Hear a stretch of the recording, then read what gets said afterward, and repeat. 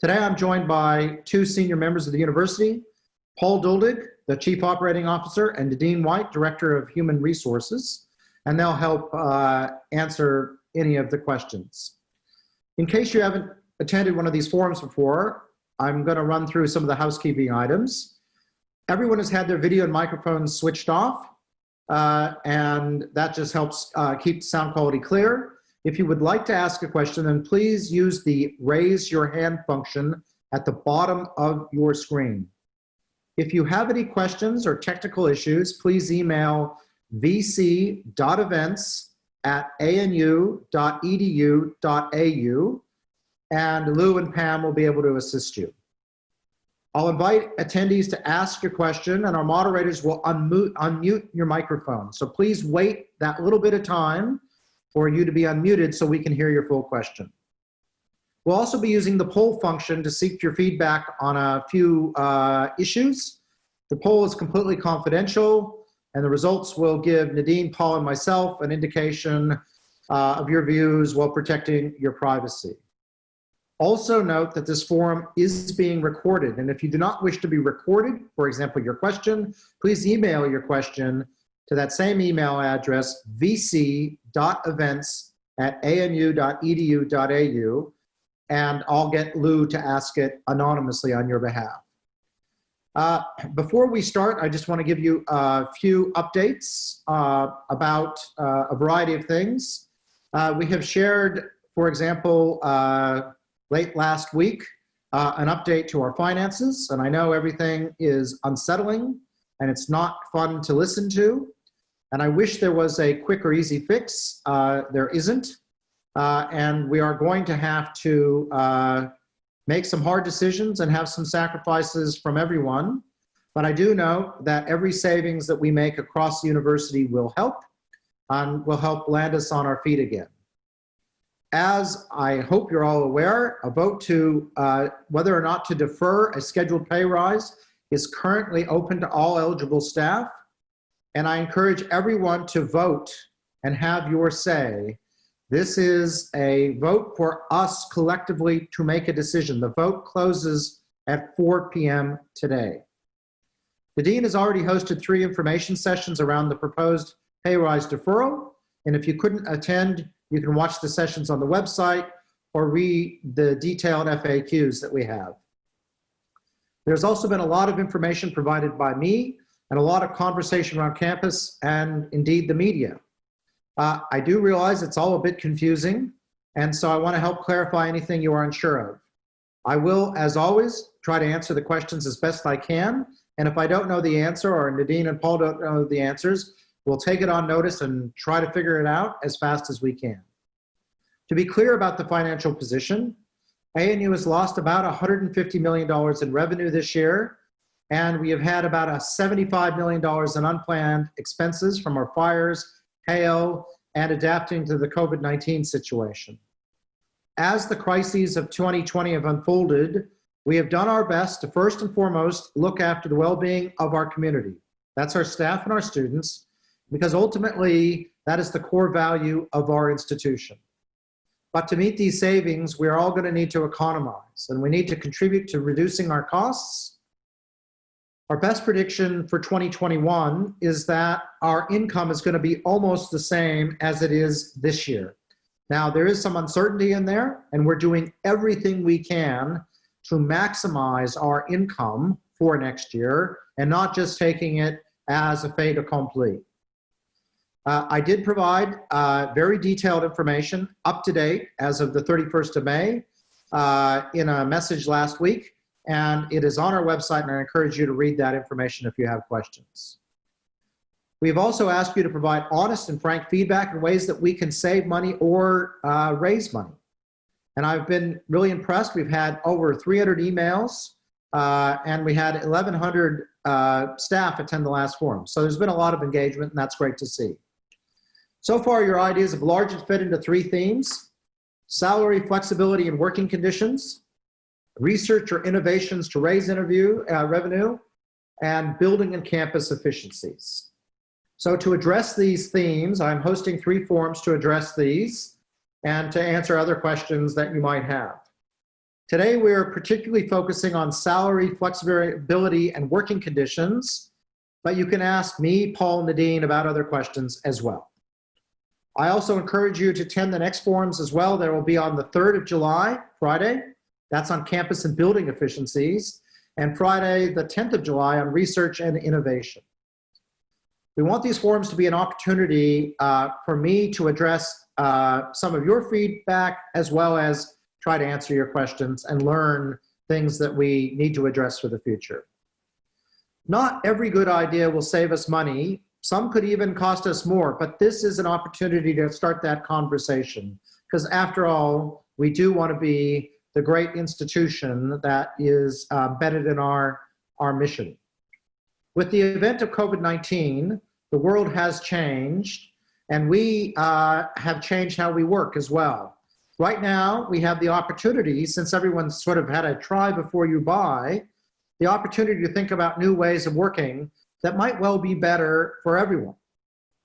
This might be a hybrid work model where you move between your office and home on a regular basis. It might be working remotely from another city or changing the hours you work to fit better around your personal circumstances. Being part of a workplace that has flexible work arrangements as the norm, not as just a special or bespoke arrangement for a few, is important to me. And from your feedback, it's important to you as well. I think if we look at how we work, we might well be able to open our campus to a more diverse group of staff, but also make it easier for people wanting to work part-time, remotely, or in other ways.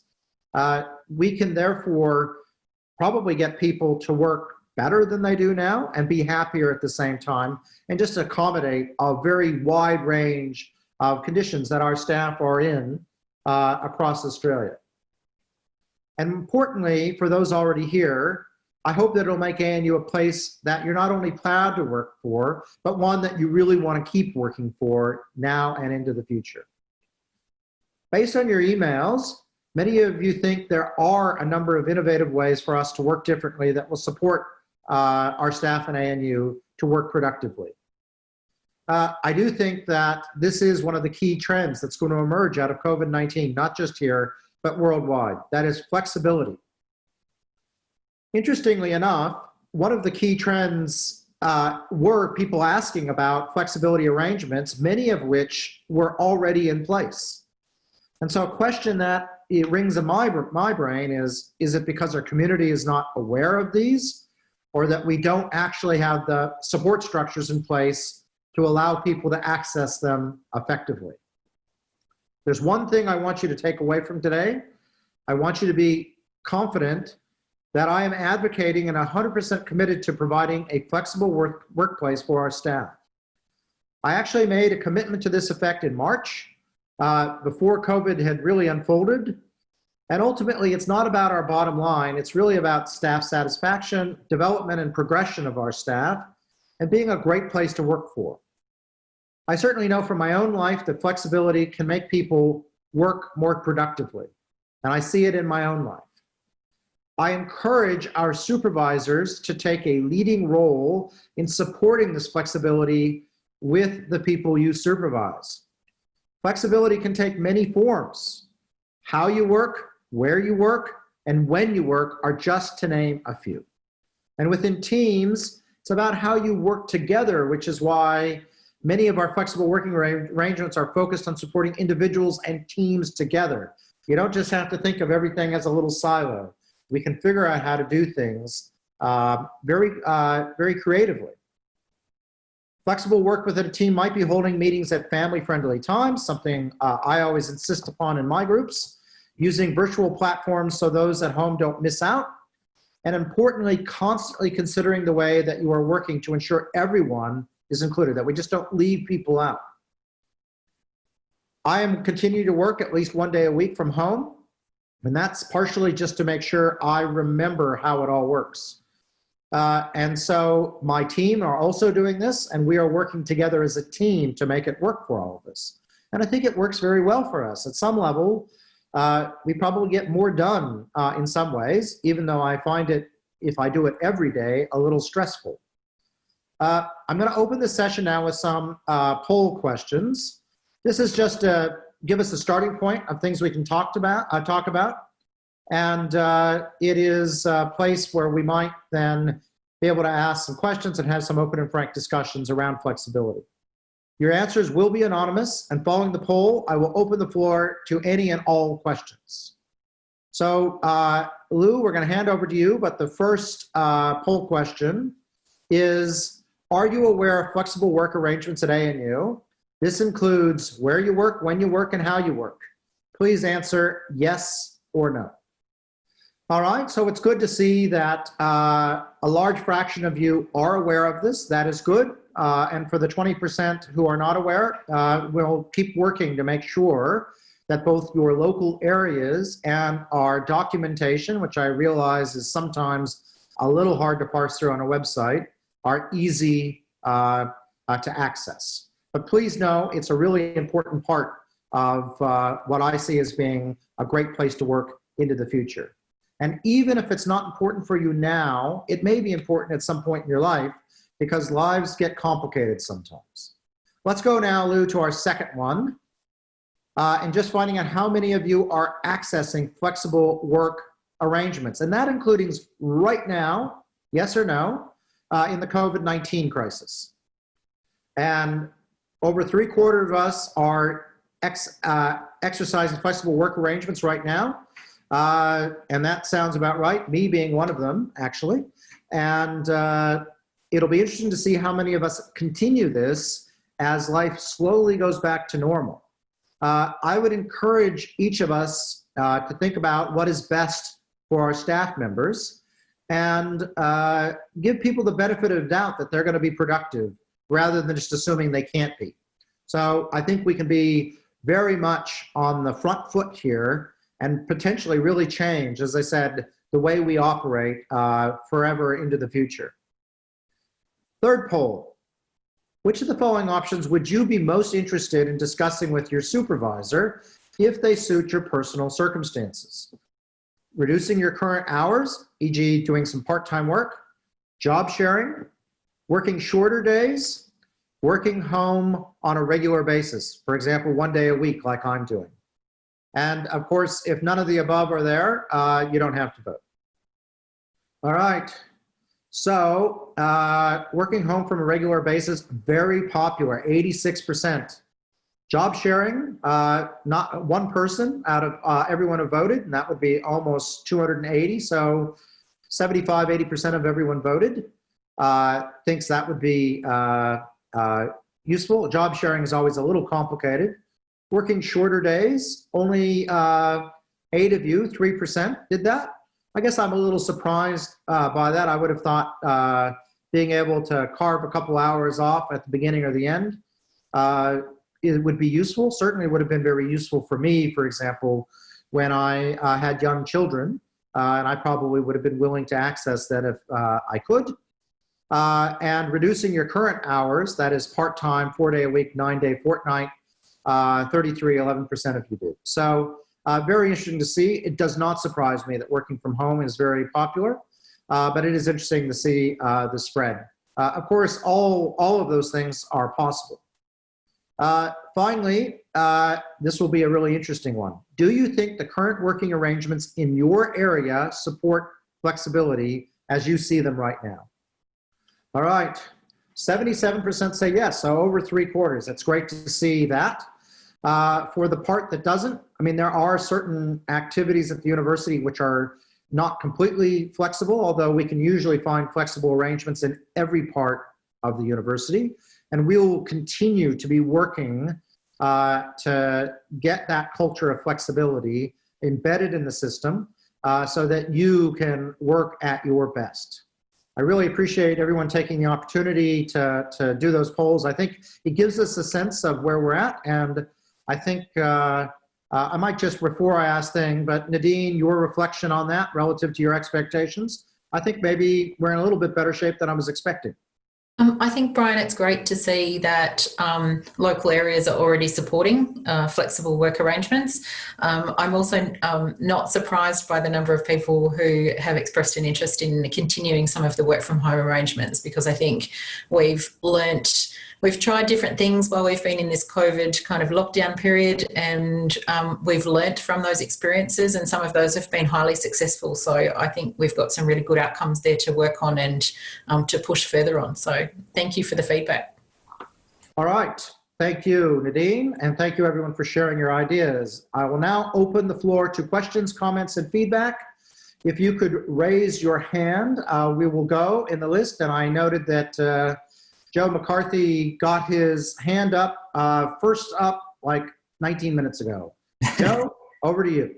Excellent. Okay, thank you very much, Brian. So my name is Joe McCarthy, and I'm a casual lecturer in the School of Sociology. I'm also a member of the ANU Casuals Network. Yep. So before I sort of kind of just raise my points briefly, I just want to sort of state that I'm not an exceptional case. I'm not an outlier. I know of several casual colleagues across the university who've experienced their own version of what I'm going to detail. I'm merely just using myself as an example because it's inappropriate to talk about other people's employment circumstances. So my point and sort of questions are going to relate to ANU's use of casual conveners on a year-on-year basis. Yep. The course that I teach is a later year course in the School of Sociology. It's a compulsory course in the Development Studies major. It's got quite high enrolments. Just last year had just over 160 students. It jumped 50 enrolments in 1 year. So quite significant course revenue for the university, like over 500,000, based on a rough calculation.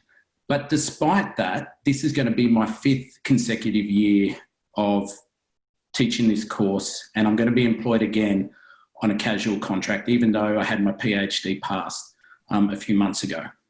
Now, I haven't got my contract yet. I'm still waiting on that. I guess I am one of the lucky ones, the lucky casuals who's going to work next year. But I expect that I'm going to earn little more than the minimum wage because of lecture and tutorial rates that are enshrined in ANU's enterprise agreement. I will be paid lower than an ANU officer too, the lowest of the professional staff levels. I'm going to be marking and having the student load, quite high. My permanent colleagues, don't teach 90-odd students.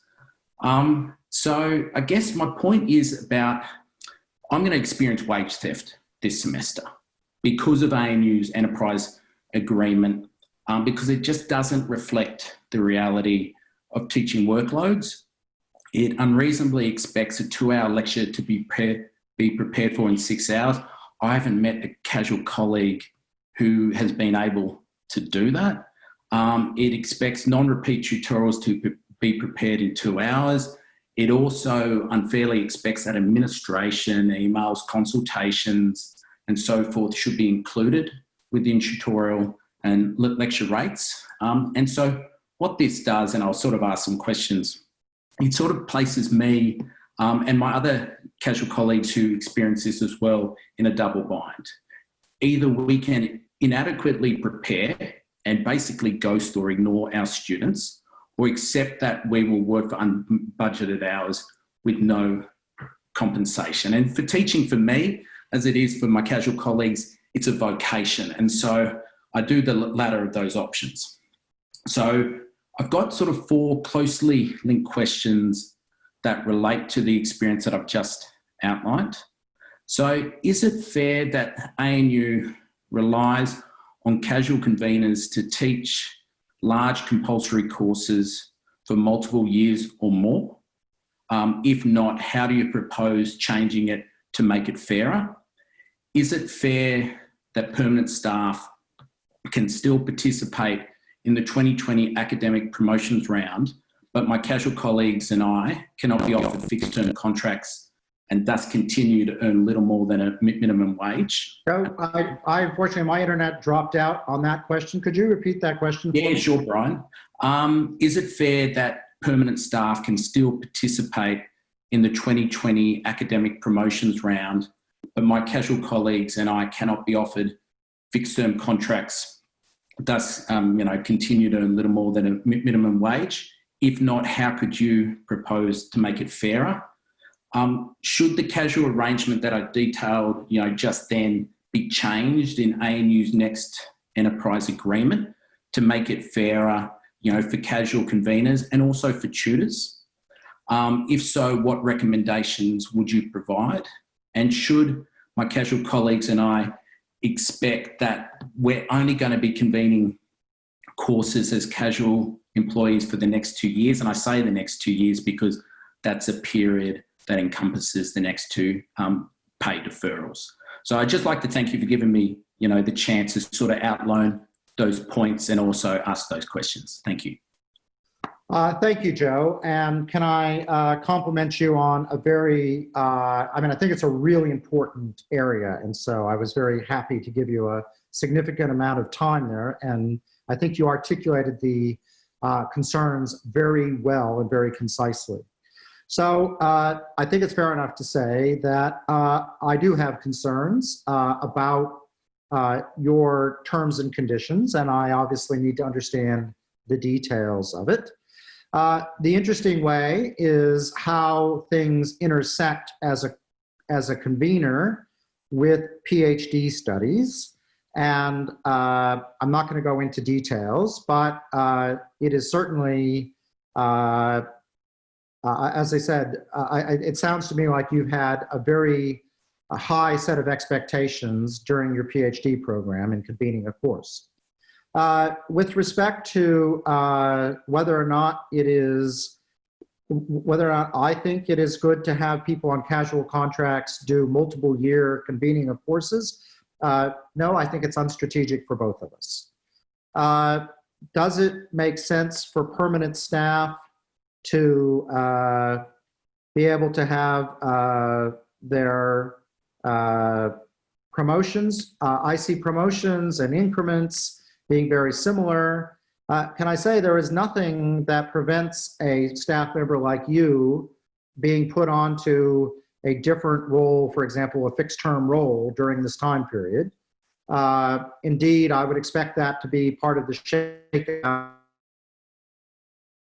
next several months. I would hope that the university is highly strategic in how it does things. Obviously, your specific case, I cannot comment on.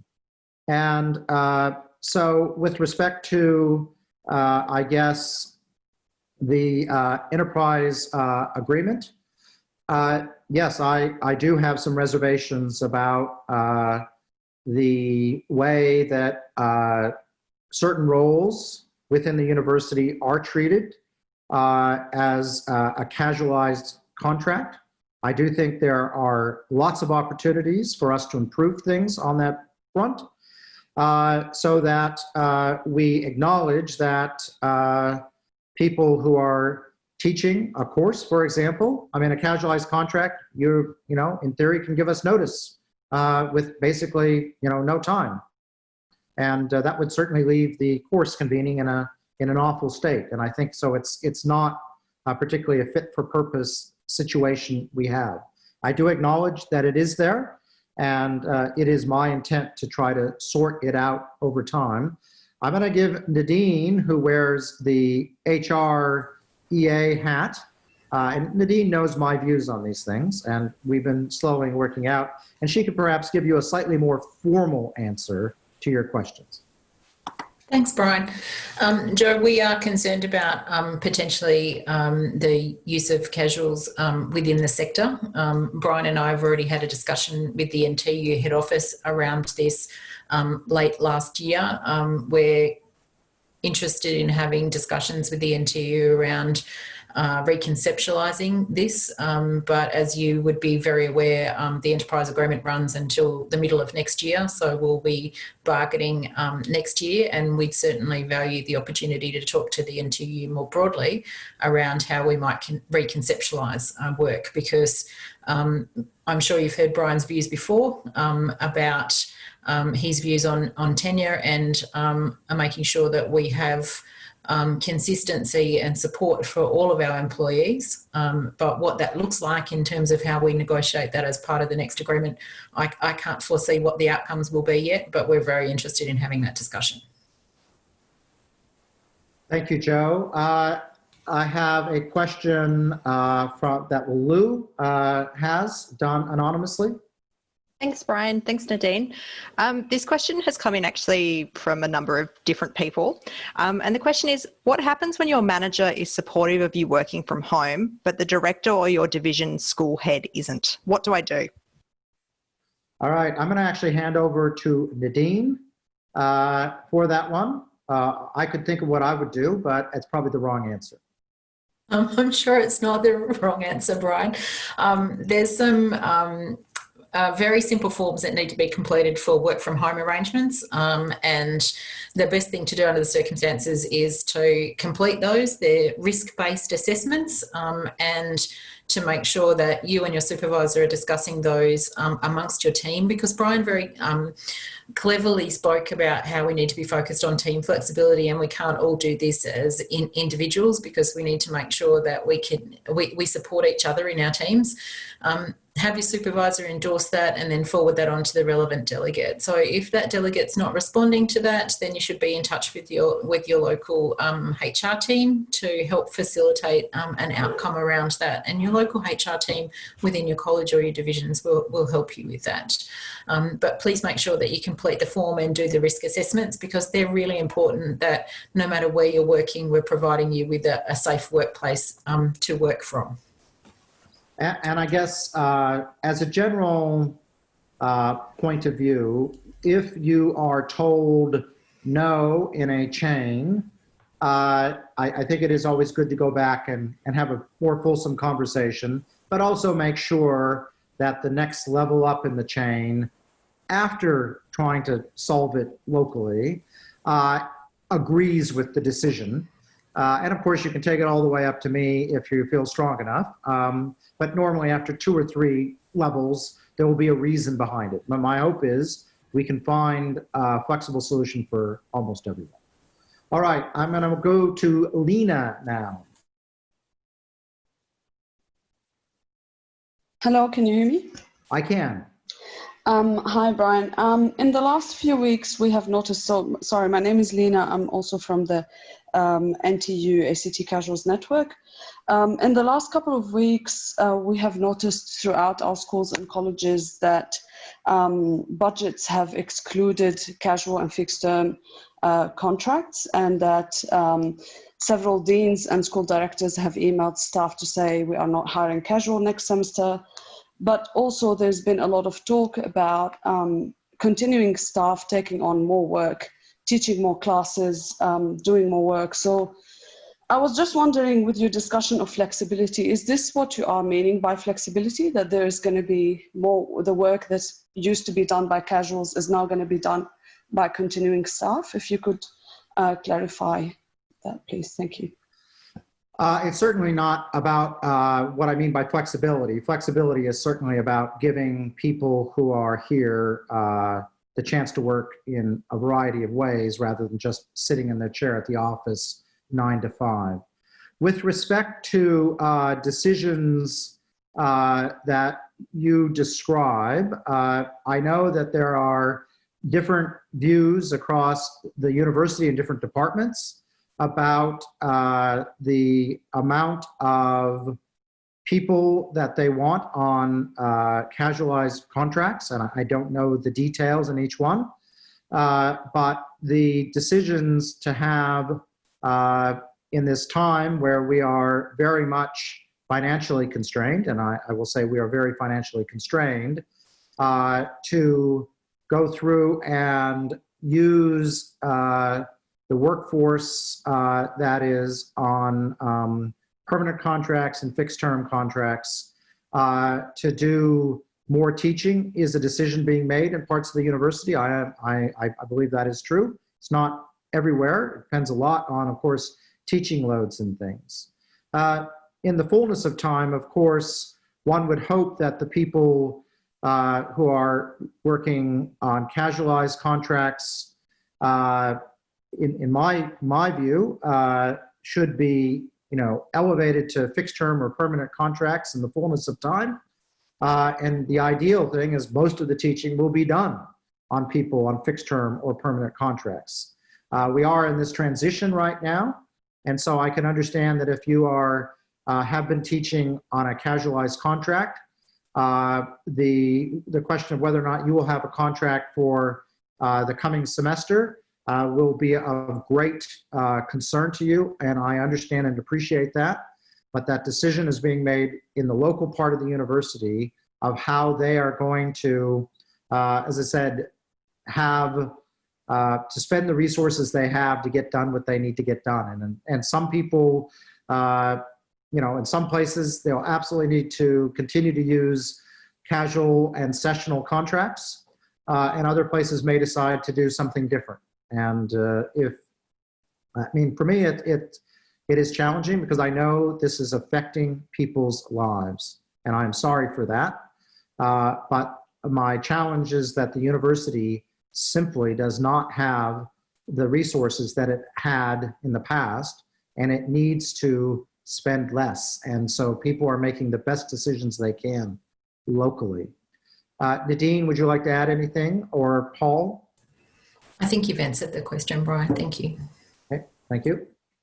Patrick Kilby. Okay, can you hear me? We can, yes, thanks. Yeah, my question is about the pay rise pause, and the option was you vote for a pause or you don't vote for a pause. But I notice other universities, I'm aware at the Western Sydney University, they voted last week and was over 90% of professional and other staff. They voted for the staff buying out leave. Yep. Which would account for roughly the 2%. The advantage was it dealt with the lower paid staff didn't buy out any leave. And so it was graded, and then they take the leave a few years later. And now that just struck me as overcoming a whole lot of equity issues in having a one hit sort of thing. So I just want to be responsive, thinking more flexible ways of dealing with that question. Brian, would you like me to take that one? Well, there's two aspects to it, but the first bit Nadine is going to tell you is you can actually buy your leave out right now. That's always part of our agreement. The challenge, and this is more for Paul, is that the challenge we have is, yes, there's a shortage of money now, but buying out leave does not help us next year. And the real problem we have is that we are $100 million short next year as well. And so buying out leave just puts the problem to next year. I don't know, Paul, if you'd like to give a discussion on that, and then Nadine, about buying out leave, I'd like you just to talk to people about how you can do that. Yeah, thanks, Brian. And hello, everyone. I'm in Melbourne on Wurundjeri land, so I pay my respects to their elders, past and present. I think a couple of things on that. Firstly, one of the purposes of these forums is to get ideas for what a next bundle of things that we might put to staff might look like. So definitely we've been watching that Western Sydney option and also other universities' options. So it's not as if we won't be coming back at some point soonish with some more ideas about how to both provide more flexibility but also help the university's finances. The buying out of leave option does mean that there's definitely a one-off help to the university. Obviously, when the leave is taken, there may be impacts on delivering of teaching and research, but possibly spread out over a number of years. That's not a major concern. So it does have a short-term advantage. As Brian says, the university, in fact, the sector itself is really facing a squeeze. And at first blush, it relates clearly to the impact of the international students and also just the costs of running in crisis mode. But also now, there's with the most recent government announcements, a lot more students also to be taught for pretty much the same amount of revenue as well. So the sector is facing a very significant squeeze over what will be a number of years. So we have to be looking at some of the longer term options as well, and that's really where the pay deferral does help over a number of years. It's more of a long-lasting assistance to the university. Nadine, maybe you could just talk about taking leave or buying out leave. Patrick, first of all, I actually want to say we do think this is a good idea, but Paul is absolutely correct in that staff purchasing additional leave does kind of kick this down the road a little bit for us, in the sense of ANU has traditionally had a workforce that likes to hold on to their leave. So we're not good users or takers of our annual and our long service leave.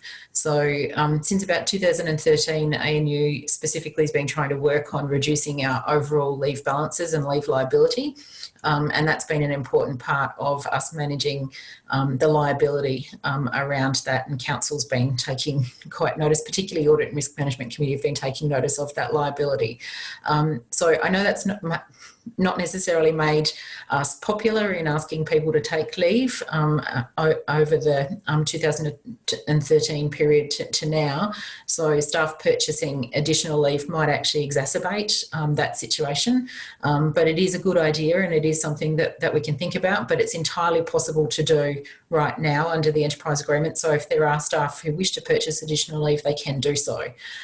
One of the things that we did think about in terms of social equity is that rather than putting forward a proposal that defers the pay increase and excludes some classifications of staff from that, was to put in place a complementary structure to help people if they're experiencing financial hardship. So we have an ANU staff giving relief fund, which has helped over 40 families already as they've been experiencing financial hardship. It's not linked to just the individual ANU staff member who's experiencing that hardship. It is around household income, and it is a tax-free ex gratia payment of up to $2,500, which is more than what some staff members on the lower classification levels would receive should the pay increase go through. So we've structured this to be in a way which is incredibly supportive, and Brian has been very committed to this and will continue that staff giving fund for as long as we need to have that in place. So I think this is an enormously supportive complementary piece for staff who might be experiencing hardship at this point in time. Thank you. Rachel Ball.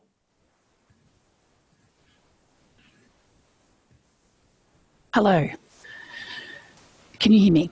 We can. Good. I've got, my main question is about voluntary separations, but I have a couple of other things. Brian, you talked about, and some of this is for noting rather than answering straight away. You talked about using fixed term contracts for teaching, which sounds like a really good idea, but under my reading of the enterprise agreement, there's currently no provision for using fixed term employment contracts for standard teaching. Certainly there's provisions for research. So I'll just file that one away. It was useful information about the getting the approval of the delegate through your work from home, but you know, people at level 4, even with their support of their supervisor, they're not going to go up to, you know, the delegate and say, well, you're wrong and my team supports me working from home. The poll should have had a none of the above. You've made some assumptions about working shorter days, but those of us who need to work shorter days have got those arrangements in place. I hear colleagues talking about working additional hours. So that's the thing. So onto the voluntary separations. ANU in the past has, and in some of the correspondence about the current financial situation, has said that you'd be seeking ATO approval for voluntary separations. We know under the enterprise agreement in clause 56.4 that the university may determine that a position undertaken by a staff member is no longer required for reasons of an economic nature, including financial imperative. So we know that the university can indicate that a position is redundant for that reason. So my question is, and further, the NTU in their ACT newsletter this week said about ANU voluntary separations that there will not be a broader call for expressions of interest. If you are interested in voluntary separation, you should discuss this with your manager. And they indicated that people have already had conversations about voluntary separations. But there's been no communication officially from the university regarding voluntary separations to the best of my knowledge.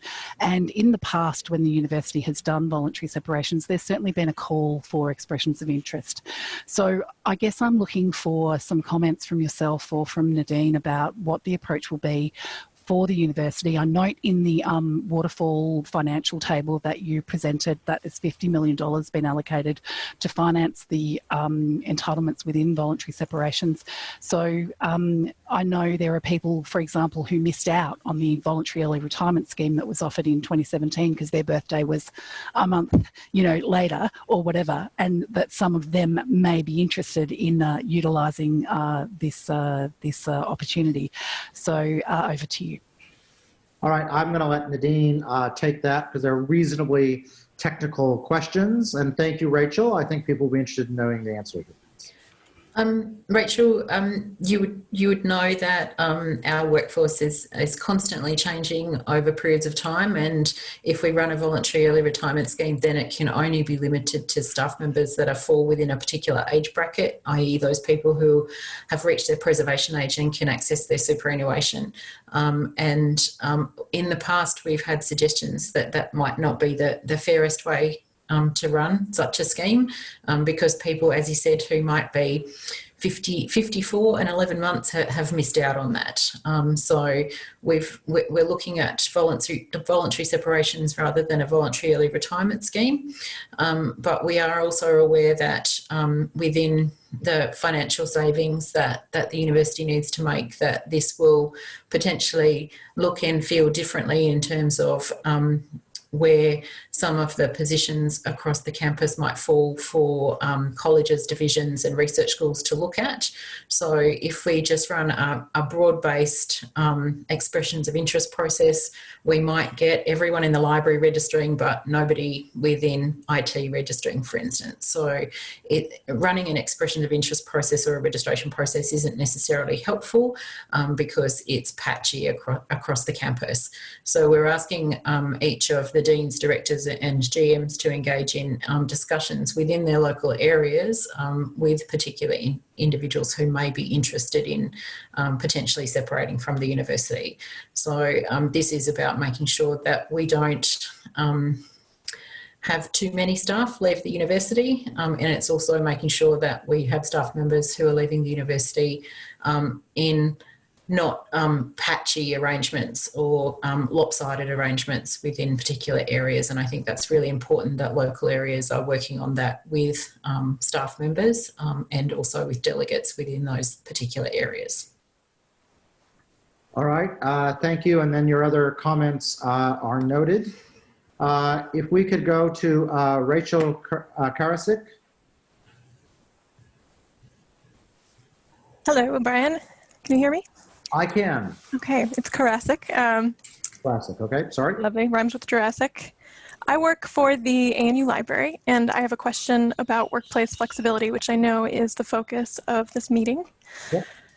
How can ANU ensure that flexible working options are available broadly? For example, within some of ANU service divisions, professional staff take shifts at front-facing service points or service desks. We do an excellent job there. And some division heads may feel that because of that specific context, flexible working arrangements for staff are not feasible. Some divisions may not have an understanding at this time of how to adapt front-facing services to enable flexible working arrangements. And there may also be a resistance to exploring new types of service delivery in the online or the hybrid environment, which we know is only going to continue in future semesters. So I know that you spoke about how an individual might deal with this sort of problem, but I'm wondering what you would say more broadly to staff and their managers in divisions experiencing this kind of deadlock about how to move forward on flexibility in the workplace. Well, I think, Rachel, you make some very good points, and you've almost answered your own question. I'm going to hand over to Nadine, but it does mean having a sophisticated set of conversations across the university where we look at places identified as being, we're not flexible, and then say, okay, how can we make them flexible by thinking outside the box? Nadine, and so it's not going to be an instantaneous turn on, because it does require a reframing, but I agree it's a conversation we need to have, and I think you've identified an issue we need to work on. Nadine? Thanks, Brian. Rachel, it's a really important question, and I think it comes back to generating ideas amongst teams to support flexible arrangements, because I think once we look at sometimes there's a bit of anxiety and fear sometimes when we talk about particular individuals saying, look, I need to do this, or I'd like to put this flexibility in place. But once we open up those discussions around teams and supervisors are able to see that there is a discussion that is really constructive around how we might organise this amongst ourselves, I think that's really important.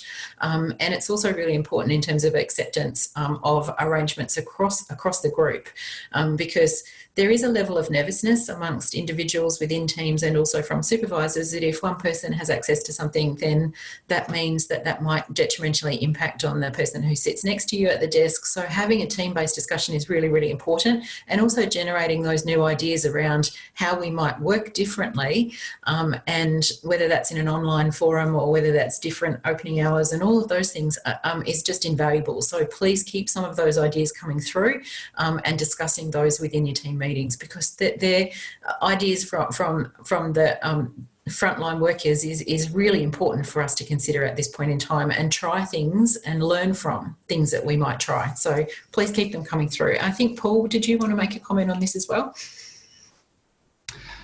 Yeah, thank you. And thanks, Rachel. I think there might be another question on this too, Louise, so I don't know if you want to ask that question and then I can perhaps take both. Yeah, that would be great. Thanks, Paul.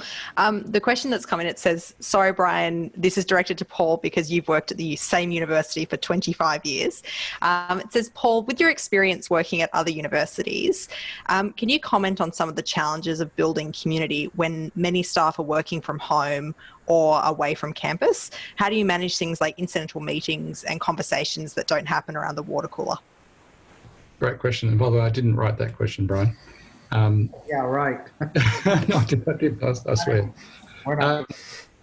So look, the world of work has just changed fundamentally. We've all just shown that we can actually do pretty much most of what we do remotely.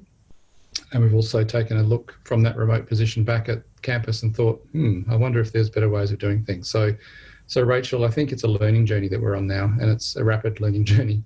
So if you're getting some feedback from some people that might be a little bit more drastic, if I can put it that way, you know, we're all on a learning journey here. And I've made it clear in my own portfolio that it's a conversation that we're starting now.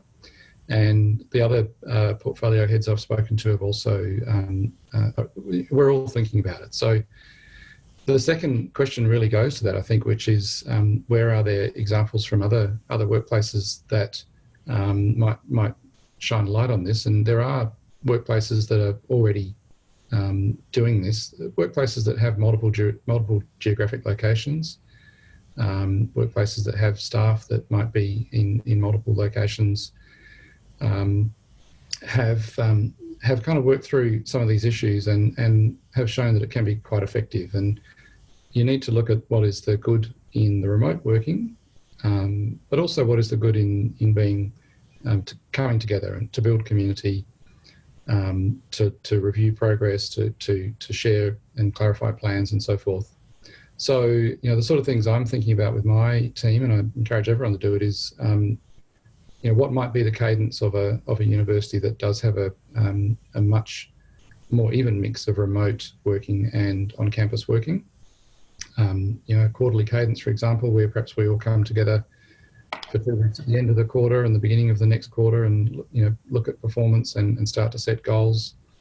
The one thing that seems to make remote working easier is when you have clear goals, and that's the same for working on campus too. So there's quite a journey that we've got to go on here, and I think so far I've not had anybody really push back on wanting to be part of that, but it's going to take time, and I think, you know, we all need to really push ourselves and lean into some of the discomfort around this so that we can move forward.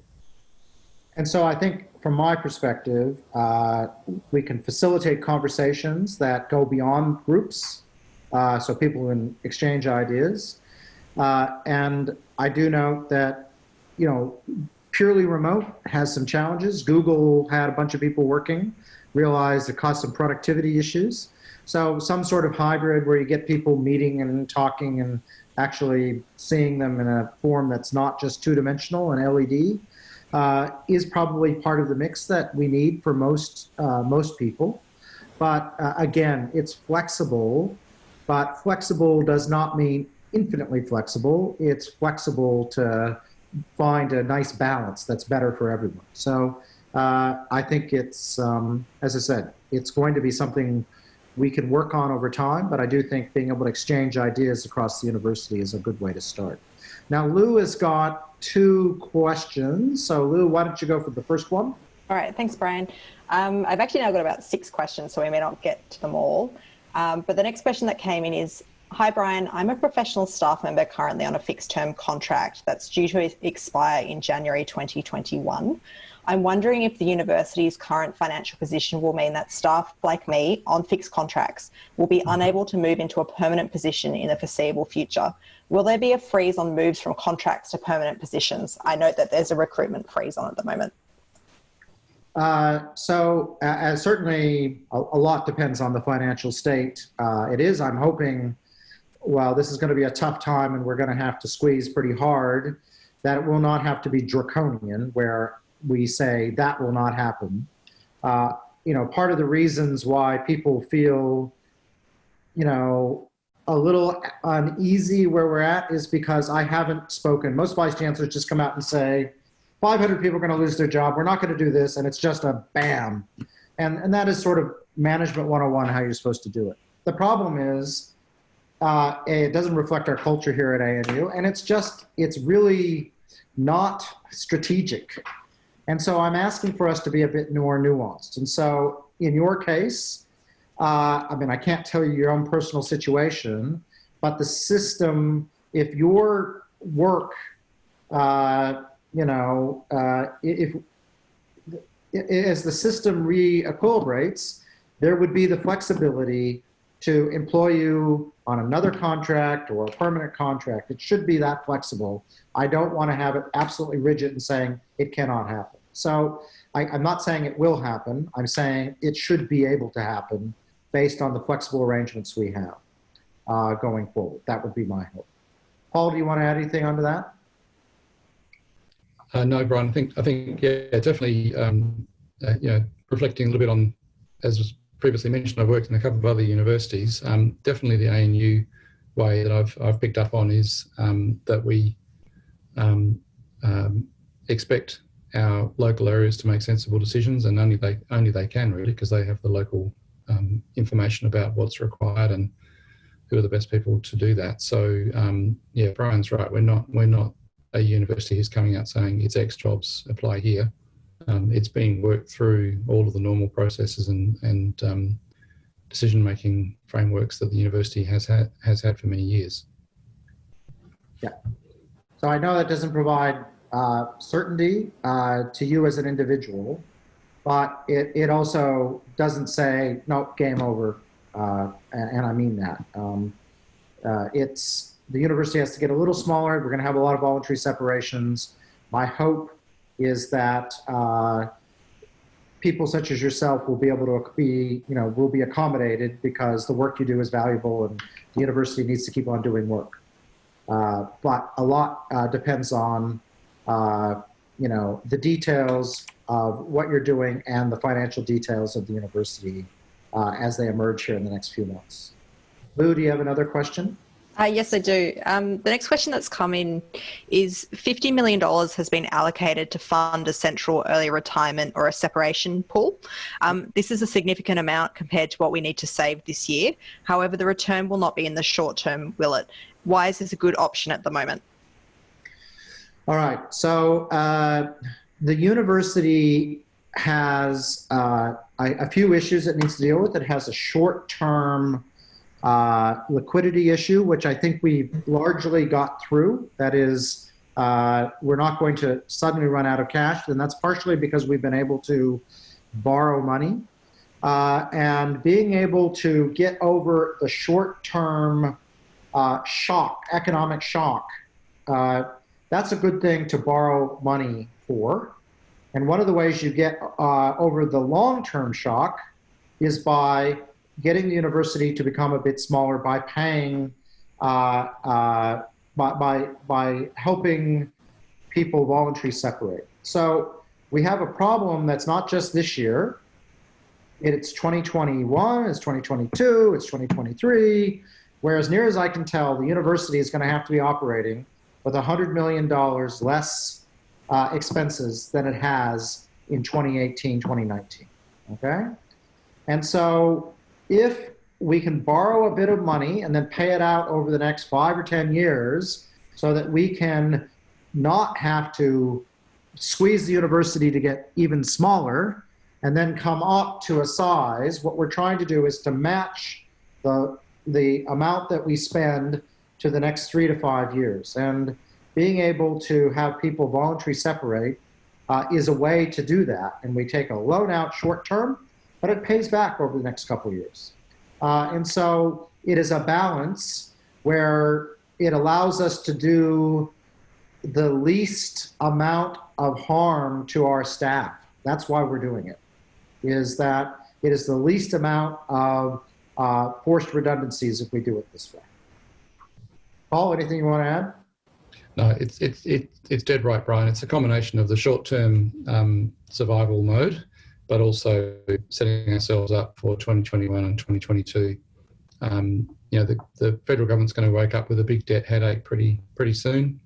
There's a budget coming in October. Who knows what's coming down the pipeline? And so ANU needs to continue to achieve its mission and be ready for whatever might come. And so this is a down payment on that future. So it's 2 o'clock, so we're going to wind up now, but I want to make it clear that behind the scenes, and sometimes not behind the scenes, I am out there advocating at every level a strong future for this university. And this university is really highly regarded right now within government, which is good. But I would like to have that translated into some support for us and to our fellow university, our sibling universities around the country. I am working for that to happen. I am also working, and Sally Wheeler especially is leading a charge of doing everything we can to ensure that our revenue next semester on the student side is good and higher than hopefully that it would otherwise be. And Keith, the DVCR, is working very hard on making sure our research income is there. All those things matter. Every little bit does count and means that we can remain and keep as much talent as we can within the university. As I said, I realize how hard this is on everyone, the uncertainty.